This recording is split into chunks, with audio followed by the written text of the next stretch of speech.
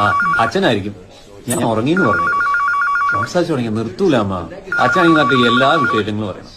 ദേ ഒരു ഞാനും ഉറങ്ങി.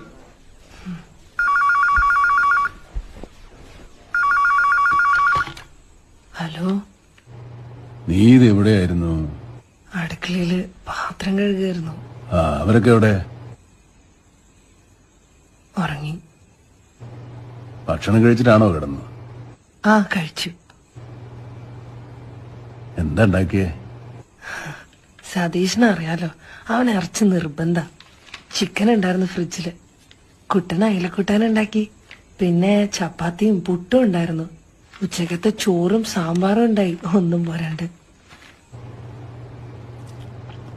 മൊയ്തീനങ്ങോട്ട് വരണ്ട്. അവന്റെ കയ്യിൽ എന്താ ഞാൻ നിനക്ക് കൊടുത്തു വിടണ്ടേ?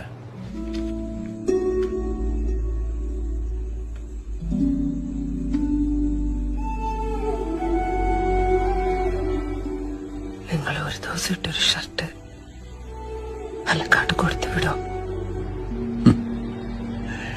എന്താ നളിനി ഇത്? ഒന്നുമില്ല. എന്തെങ്കിലും കഴിച്ചോ നിങ്ങള്? ഞാൻ കഴിച്ചോണ്ടിരിക്കുക. വെക്കട്ടെ?